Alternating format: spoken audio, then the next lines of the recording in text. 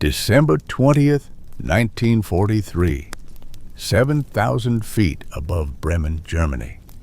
Second Lieutenant Charles Chuck Yeager banks his P-51 Mustang hard left as tracer rounds slice through the air where his cockpit was milliseconds before. He's 19 years old. This is his 8th combat mission. His hands are shaking so badly he can barely grip the stick. The Messerschmitt Bf 109 on his tail is flown by a veteran German pilot with 11 confirmed kills. He's been hunting Allied pilots for 2 years. He knows every maneuver in the book. He's already positioning for the killing shot. Standard doctrine is clear. Maintain formation, execute coordinated attacks, never break away from your wingman. The Army Air Forces has spent millions developing these tactics. Fighter groups practice them relentlessly. Survival depends on discipline and following the manual. Yeager's fuel gauge is dropping. His ammunition counter shows 60 rounds remaining. The nearest friendly aircraft is 3 miles away. By every calculation, he should be dead in the next 30 seconds. What the German pilot doesn't know is that Yeager is about to do something that violates every rule in the fighter pilot's handbook.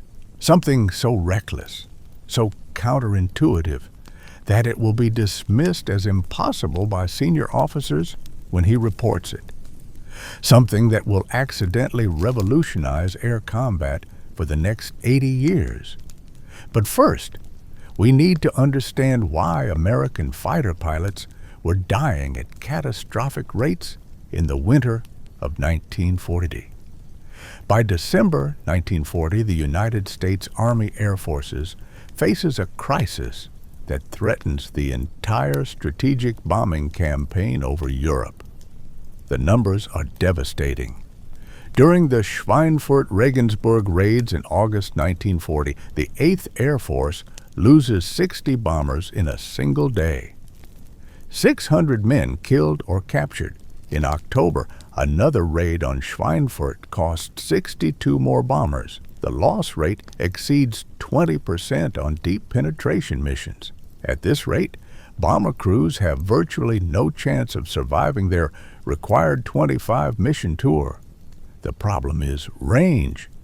P-57 Thunderbolts and P-38 Lightnings can escort bombers to the German border, but they lack the fuel capacity to penetrate deep into Reich territory. Once the escorts turn back, Luftwaffe fighters swarm the bomber formations like wolves on wounded prey. The solution seems obvious: develop long-range escort fighters. North American Aviation has delivered the P-51 Mustang, which has the range to reach Berlin and back. But there's a second, more insidious problem. American fighter doctrine is fundamentally flawed. The tactics manual, written by senior officers who learned to fly in the 1920s, emphasizes formation flying and coordinated attacks. Fighter pilots are taught to maintain strict positioning, execute textbook maneuvers, and never break formation discipline. Individual initiative is discouraged. The manual is gospel.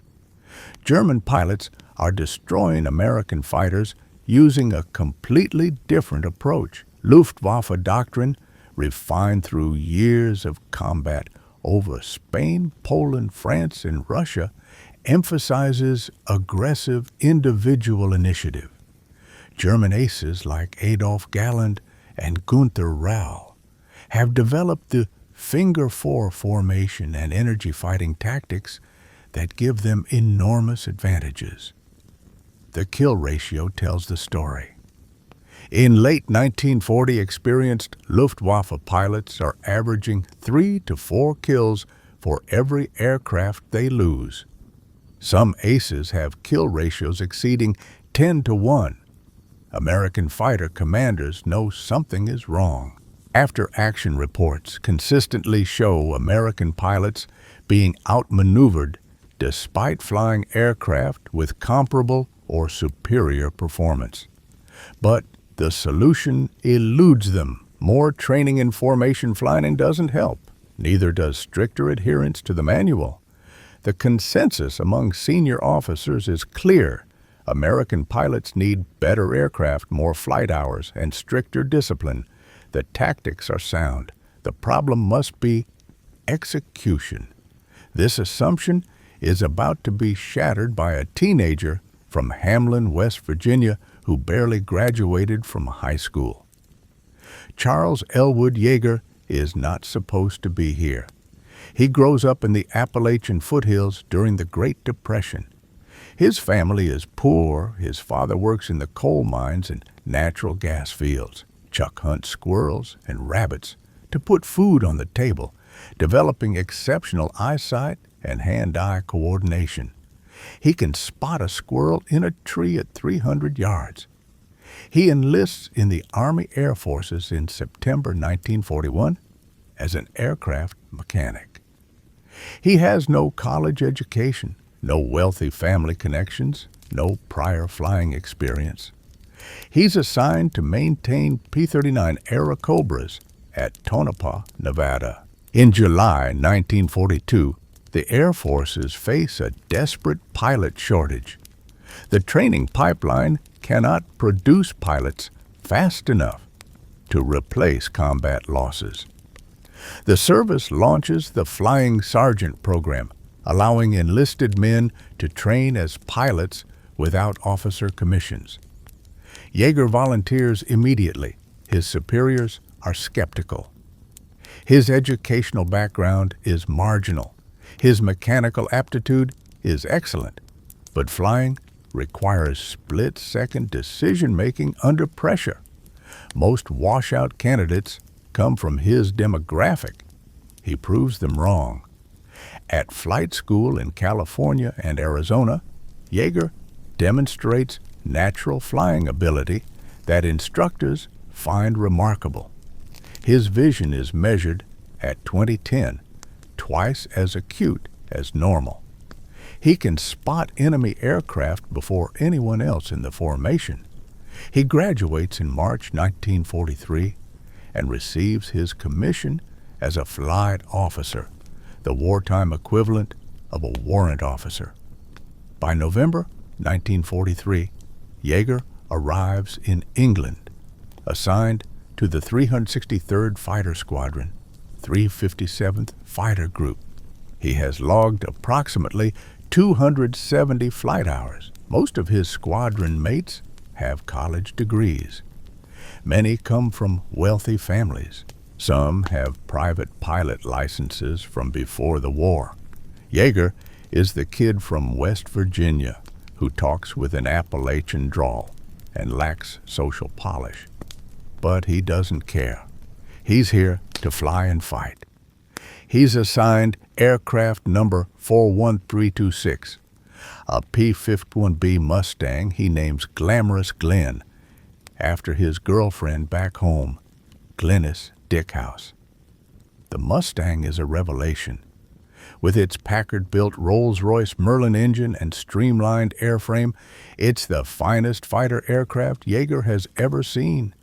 It has the range to escort bombers deep into Germany and the performance to tangle with the best the Luftwaffe can throw at it. But performance means nothing if the tactics are wrong. On December 20th, 40, Yeager flies his 8th combat mission, a bomber escort to Bremen. The mission briefing is routine.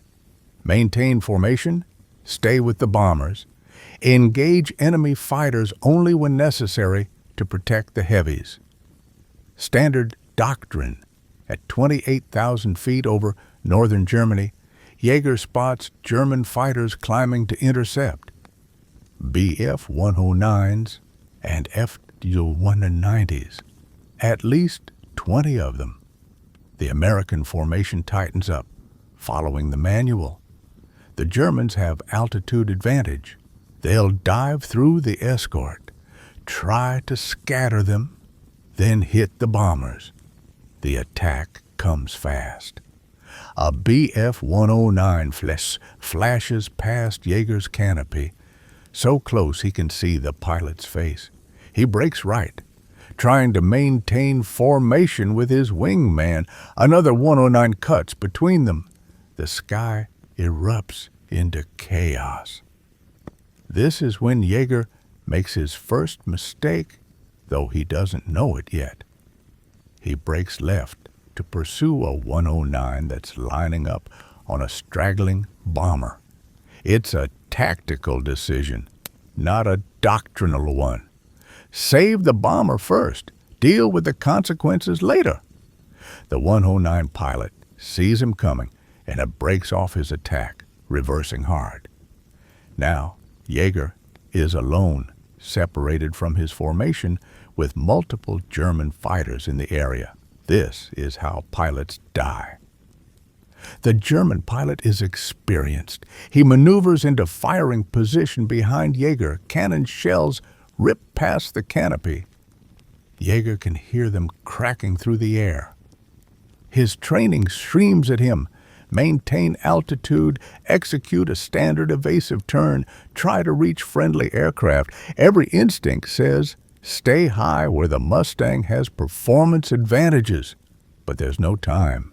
The German is closing for the kill, positioning for a deflection shot that will shred the Mustang's engine.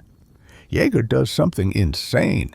He rolls inverted and pulls the stick back, diving nearly vertical toward the German countryside 7,000 feet below.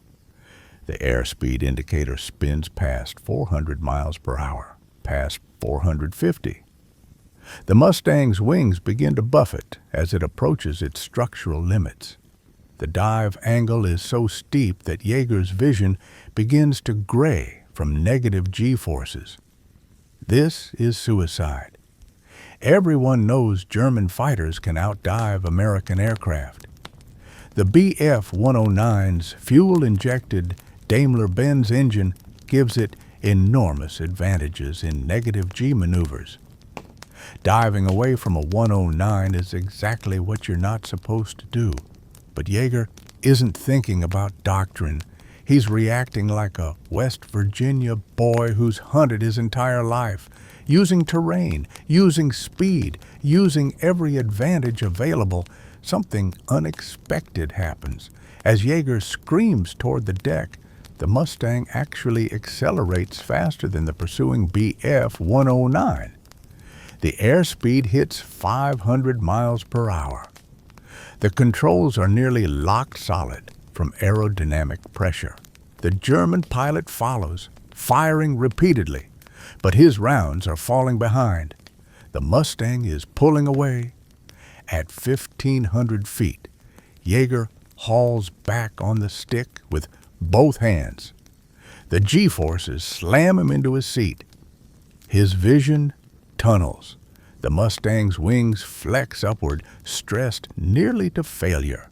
The aircraft bottoms out at 800 feet, traveling at 480 miles per hour. The German pilot tries to follow.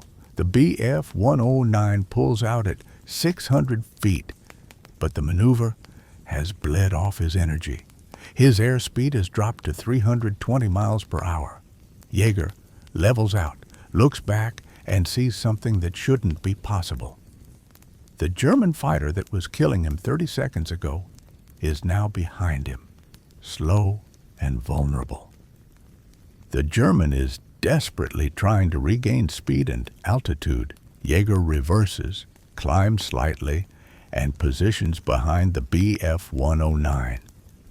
At 400 yards, he fires a 3-second burst. 50 caliber rounds tear into the German fighter's wing root and fuselage. The 109 rolls left, trailing smoke, and spirals toward the ground. Yeager has just executed the first recorded high-speed yo-yo maneuver in combat aviation history. He doesn't know that's what it's called. He doesn't even fully understand what he's done. He just knows he survived when he shouldn't have. When he lands at RAF Leiston and reports the engagement, his squadron commander's reaction is immediate. That's absolutely impossible. The 109 outperforms us in every dive scenario. You must have misidentified the aircraft type. The intelligence officer's report is skeptical. The gun camera footage is inconclusive. The dive was too violent. The camera couldn't track properly. Several senior pilots review Yeager's account and dismiss it as confused memory from combat stress. You cannot outdive a Messerschmitt, says Major Thomas Hayes, the group operations officer. Their fuel injection system gives them decisive advantages in negative G maneuvers. This is established fact. The doctrine is clear. American fighters should maintain altitude advantage and use coordinated attacks. Diving away from enemy fighters is explicitly discouraged in the tactics manual. What Yeager describes violates fundamental principles that senior officers learned at the Air Corps Tactical School. But Yeager isn't alone. Over the next 3 weeks, other pilots begin reporting similar experiences. Lieutenant William Wisner executes a near-vertical dive to escape 2 F-190s and discovers the same phenomenon. At extreme speeds, the Mustang's performance characteristics change dramatically. Captain Don Blakesley, commander of the 4th Fighter Group and one of the most experienced American pilots in Europe, decides to investigate. On January 11, 1944, he takes a P-51 to 25,000 feet over the English Channel and executes a series of high-speed dive tests. The results are startling. Below 20,000 feet, in dives exceeding 450 miles per hour, the Mustang accelerates faster than any German fighter. The 2-stage supercharger, designed for high-altitude performance, creates unexpected advantages at high speed and low altitude. Blakesley writes a detailed report and submits it to 8th Fighter Command Headquarters. The response is immediate and hostile. At a commander's meeting on January 18, 1944, Blakesley presents his findings. The room erupts. Senior officers who have been flying since the 20s are being told that fundamental assumptions about fighter combat are wrong, that a barely educated teenager from West Virginia has discovered something they missed. This is reckless cowboy flying, says Colonel Hubert Zemke, commander of the 56th Fighter Group. We cannot abandon coordinated tactics for individual heroics. That's what gets pilots killed. Your data is flawed, argues another colonel. German fighters have fuel injection. We have carburetors. Physics doesn't lie. The meeting threatens to end with Blakesley's report being filed away and forgotten. The bureaucratic inertia is enormous. Changing doctrine requires admitting previous doctrine was wrong. Careers are built on the existing system. Then Major General William Kepner, commander of 8th Fighter Command, intervenes. Kepner is a maverick. He learned to fly in World War I. He's watched too many young pilots die following tactics that don't work. He's willing to challenge conventional wisdom if the evidence supports it. Gentlemen, Kepner says, I don't care if this contradicts everything we learned at tactical school. I care about kill ratios. Captain Blakesley's group has the highest success rate in the theater. If his pilots are surviving by breaking the rules, then maybe our rules are wrong. Kepner orders immediate testing. Over the next 2 weeks, test pilots put PEBs through extreme dive profiles. The data confirms Blakesley's findings. At speeds above 450 miles per hour, the Mustang's acceleration in a dive exceeds that of the Bf 109 and F-90. On February 3, 1984, Kepner issues a revolutionary directive. Fighter pilots are authorized to use individual initiative and aggressive tactics, including high-speed diving attacks. Formation discipline is de-emphasized. Pilots are encouraged to exploit the Mustang's high-speed performance. The old guard is appalled, but Kepner has the authority, and he uses it. The new tactics are tested immediately. On February 20th, 1944, the 8th Air Force launches Big Week, a massive campaign to destroy German aircraft production. Over 1,000 bombers strike targets deep in Germany, escorted by P-51 Mustangs flying with Kepner's new doctrine. March 4th, aiming for the sky over Berlin. Yeager, now with his first confirmed kill and growing confidence, leads a flight of 4 Mustangs at 28,000 feet. Below them, 300 BDID bombers are approaching the German capital. Luftwaffe fighters are rising to intercept Bf 109s and F-52s from elite units, flown by some of Germany's most experienced pilots. Yeager sees them first. His exceptional vision gives him 30 seconds of warning. Instead of maintaining formation and executing a coordinated defense, he does something that would have been forbidden 3 months earlier. He rolls inverted and dives, not away from the German fighters, but toward them, building enormous speed. His wingman, Lieutenant Clarence Bud Anderson, follows without hesitation. The other 2 Mustangs maintain high cover. The German pilots see the Americans diving and assume they're fleeing. They adjust their approach to the bombers. This is exactly what Yeager wants. At 600 miles per hour, a speed that makes the controls feel like they're welded solid, Yeager pulls up underneath the German formation. The Bf 109s are traveling at 380 miles per hour, focused on the bombers ahead. They never see the Mustangs coming from below. Yeager fires a 2-second burst at the trailing 109. The German fighter explodes. The lead German brakes hard left, but Anderson is already there, firing. His wingman goes down, trailing fire. The remaining 109s dive away. Yeager and Anderson don't pursue. They zoom climb back to altitude, using their massive speed advantage to regain position above the bombers. The entire engagement lasts 45 seconds. 2 German fighters destroyed, 0 American losses. The bombers continue unmolested to their target. This pattern repeats across the sky. American pilots using the new tactics are achieving kill ratios that were impossible under the old doctrine. The Luftwaffe, accustomed to predictable American formations, is suddenly facing aggressive individual attacks from unexpected angles. The numbers tell the story. In January 1944, before the new tactics, 8th Fighter Command's kill ratio against the Luftwaffe averages 2.1 to 1.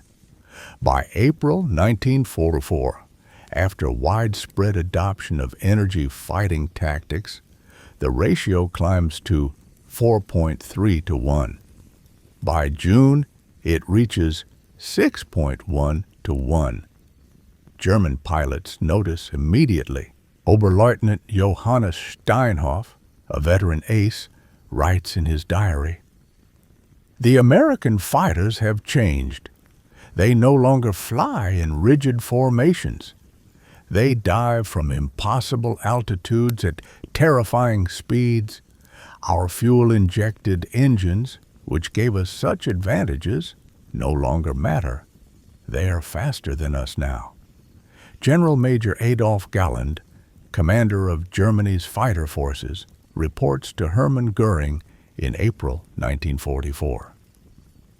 The American Mustang pilots have adopted our own energy fighting tactics and improved upon them. Their aircraft's high-speed performance exceeds our capabilities. We are losing experienced pilots at an unsustainable rate. The bomber crews noticed too. Survival rates improved dramatically. Lieutenant James Howard, a B-1 pilot, writes home, "The fighter boys are different now. They don't just escort us, they hunt. The Germans are scared of them." But Yeager's war is far from over. On March 5, 1944, during a mission over France, his luck runs out. A German fighter catches him by surprise. Cannon shells tear into his Mustang. The aircraft is crippled. Yeager has no choice but to bail out over occupied territory. He lands in a forest near Bordeaux. His feet hit the ground and he's already running. German patrols will be searching for him within minutes. He's trained for this scenario, but training is different from reality. He's alone in enemy territory with a wounded foot from the bailout, limited survival gear, and no clear path to safety. For the next 2 months, Yeager becomes a fugitive. The French resistance finds him and moves him through a network of safe houses.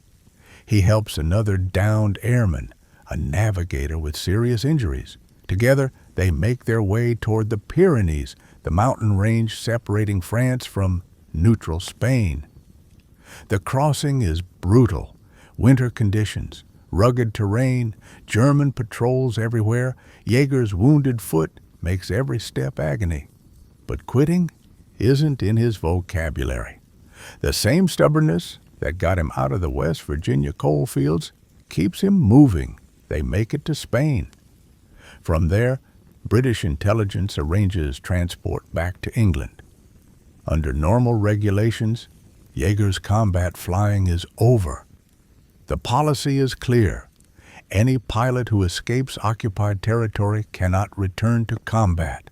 If shot down again and captured, they might reveal information about resistance networks under interrogation. Yeager is devastated. He didn't survive occupied France just to sit out the rest of the war. He requests permission to return to combat. The request goes up the chain of command all the way to Supreme Allied Commander Dwight D. Eisenhower. Eisenhower faces a dilemma. The policy exists for good reasons, but Yeager is exactly the kind of pilot the Allies need. Aggressive, skilled, experienced, someone who's proven he can survive against impossible odds. Eisenhower makes an exception. Yeager can return to combat. In August 1944, Yeager is back in the cockpit. He's different now. The evasion experience has hardened him. He's seen what the war looks like from the ground. He knows what's at stake. His flying becomes even more aggressive. He's not just fighting to survive anymore. He's fighting to end this war as quickly as possible. October 12, 1904. This is the day Yeager becomes a legend. His flight encounters a large formation of German fighters near Bremen. Bf 109s, at least 20 of them. Standard procedure would be to call for support and engage cautiously. Yeager has other ideas. He spots the German formation from miles away. They're focused on intercepting bombers, not looking behind them. Yeager positions his flight with the sun at their backs and attacks. The Germans don't see them until it's too late. Yeager's first burst destroys a Bf 109. The pilot bails out immediately. The formation scatters. Yeager pursues another 109, closes to 600 yards, and fires.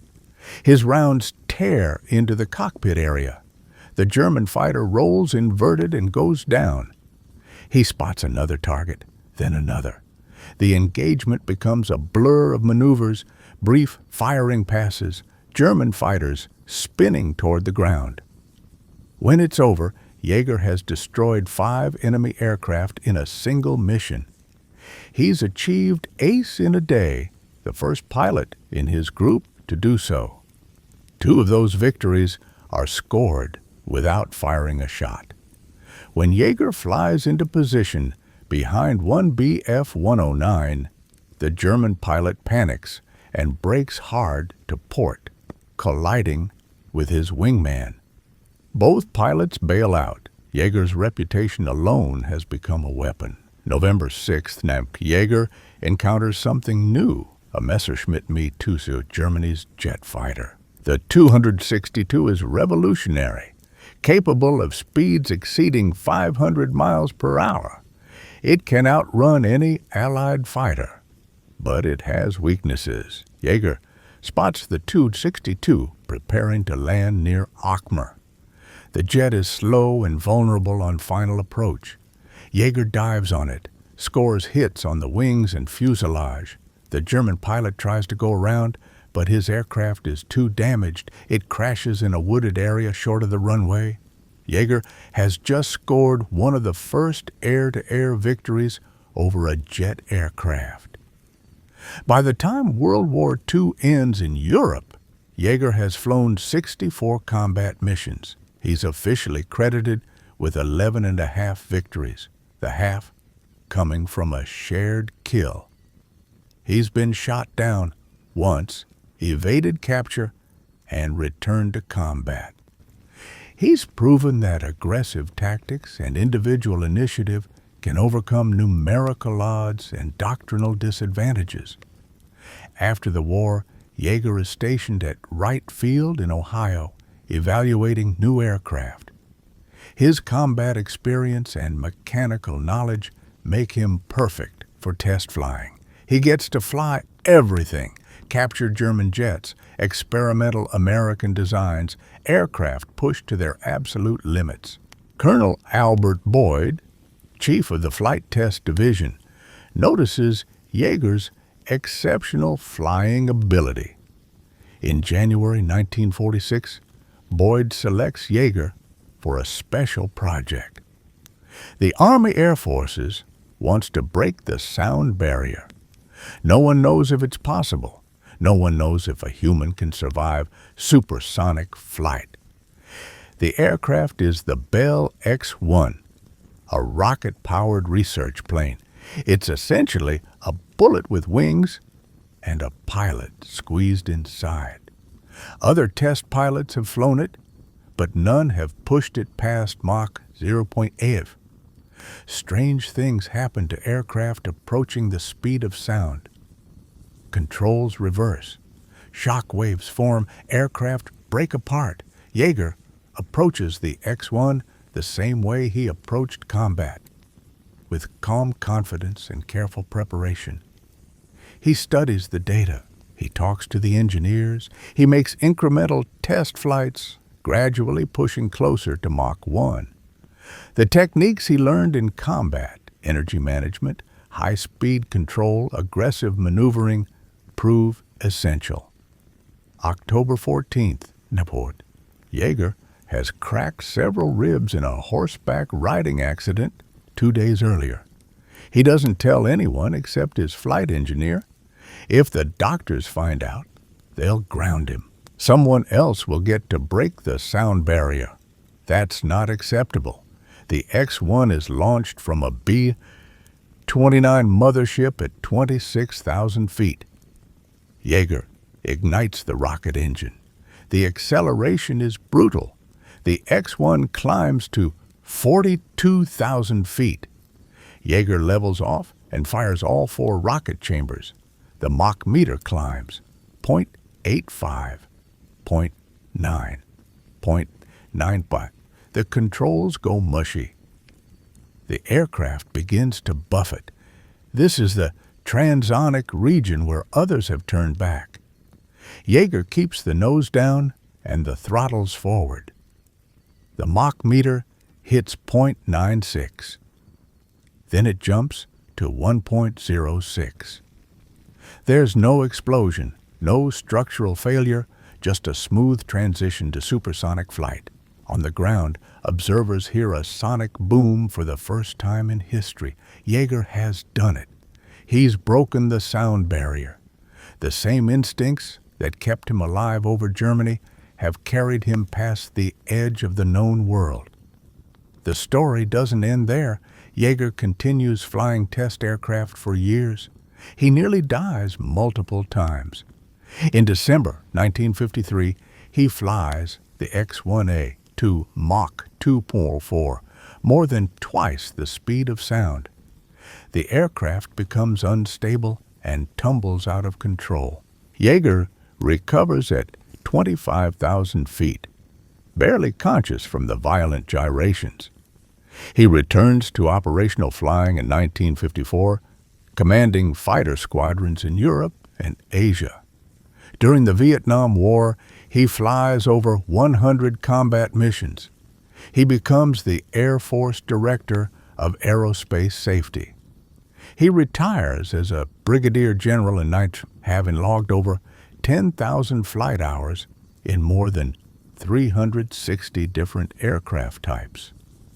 Chuck Yeager's legacy extends far beyond breaking the sound barrier. The energy-fighting tactics he accidentally pioneered in 1940 became the foundation of modern fighter doctrine. Every fighter pilot in the United States Air Force, Navy, and Marine Corps learns these principles in their first weeks of training, trading altitude for speed, using high-velocity maneuvers to gain positional advantage, exploiting aircraft performance at extreme speeds. The P-51 Mustang, optimized for the tactics Yeager helped develop, became the most successful American fighter of World War II. North American aviation produced over 15,000 Mustangs. They destroyed more than 4,000 enemy aircraft in air combat. The 357th Fighter Group, Yeager's unit, achieved the highest kill ratio of any American fighter group in Europe, 5.7 to 1. They destroyed 609 enemy aircraft while losing 106 of their own. Don Blakesley, who fought to validate Yeager's accidental discovery, retired as a colonel with 15.5 kills. William Kepner, the general who overruled his staff and authorized the new tactics, retired as a lieutenant general. His February 12 directive is studied at military academies as an example of leadership. The willingness to challenge doctrine when evidence demands it. The German pilots who survived the war speak respectfully of their American opponents. Johannes Steinhoff, who became a general in the post-war Luftwaffe, wrote, "By mid-1944, American fighter pilots had surpassed us in tactics and aggressiveness. They learned faster than we could adapt." There's a moment that captures everything about Yeager's impact. After the war, a B-sub pilot named Robert Morgan tracks down Yeager at an air show. Morgan flew 30 missions over Germany in 1904. He tells Yeager, "My crew calculated that we should have been shot down on our 8th mission based on 1943 loss rates. We flew 22 more after that. Because of you and pilots like you, we came home. My children exist because you figured out how to keep us alive." The lesson extends beyond aviation. Innovation often comes from unexpected sources. The teenager from West Virginia with minimal education saw something experienced officers missed. The system nearly rejected his discovery because it contradicted established doctrine.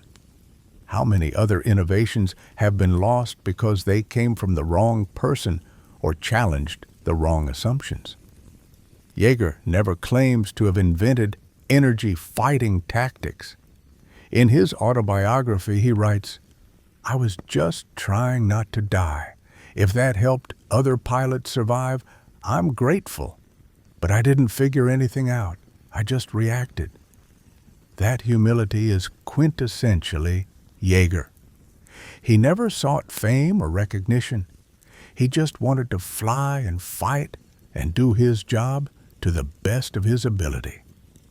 Charles Chuck Yeager died on December 7th, 2020, at the age of 97. His obituary calls him the most famous test pilot of his generation. It mentions breaking the sound barrier. It mentions his combat record. But the full story is even more remarkable than most people know. He didn't just break the sound barrier. He revolutionized air combat by accident. He saved thousands of lives by breaking rules he was supposed to follow. He proved that outsiders who don't know what's supposed to be impossible can sometimes achieve what experts think is beyond reach. Sometimes the greatest innovations come not from careful planning, but from desperate improvisation. Not from experts following established procedures, but from people who don't know what they're not supposed to do. Chuck Yeager didn't set out to change military doctrine. He just wanted to survive his 8th mission. That he did so by breaking every rule in the book and in the process saved thousands of lives is what makes his story remarkable. The next time someone tells you something is impossible because it contradicts established wisdom, remember the 19-year-old from West Virginia who was too inexperienced to know he couldn't outdive a Messerschmitt. Sometimes not knowing the rules is exactly what allows you to break through them.